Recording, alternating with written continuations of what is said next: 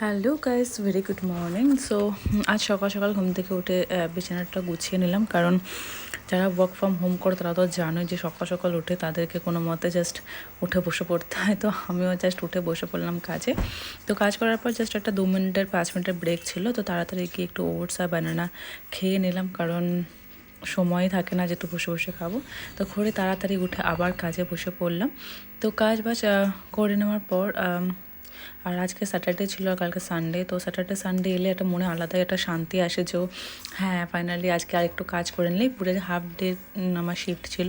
তো তাড়াতাড়ি করে কাজটা কমপ্লিট করে ভাবলাম যে আজকে নিজের জন্য কিছু খাবার বানাবো। তো কারণ সোম থেকে শুক্র তো সময় পাই না, শনিবার একটুখানি সময় পাই, তো সেই হিসেবে তো গিয়ে দেখি যে মা কিছু কুল এনেছিল, তো সেইগুলোই ভাবলাম যে খাই, কিন্তু এগুলো অত মিষ্টি ছিল না, তাই ভাবলাম যে একটু নুন আর একটু তোমার লঙ্কা গুঁড়ো দিয়ে মাখি। তো সেই হিসেবে মেখে খেলাম, খুব সুন্দর খেতে লাগছিলো, সত্যি কথা একটা অসাধারণ টেস্ট লাগছিলো। তার বাইরে গিয়ে দিকে একটা কুমড়ো ফুল হয়েছে, তো ওটার একটা বড়া করে ভালো, কারণ বড়া আমার ভালো লাগে। তো আমি একটু ইউনিকভাবে বড়াগুলো করি, সাথে একটু আলুও কেটে নিলাম, একটু বেসন, তারপরে লঙ্কা গুঁড়ো, নুন, হলুদ গুঁড়ো, কালো জিরে, আর সব থেকে যেটা স্পেশাল, যেটা আমি আর সবাই এগুলো দেয় কিন্তু আমি যেটা আলাদা দিই সেটা হচ্ছে ডাল। আমি একটু ডাল দিই, কারণ ডালটা এখানে দেখানো হয়নি, বাট আমি একটু ডাল দিই ওর মধ্যে।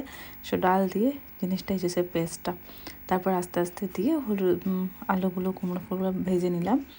তো ভাজার পর একটু ভাজা হলে আমার আর কিছু লাগে না, জানি ভাজা খাওয়াটা আনহেলদি, বাট তাও স্টিল।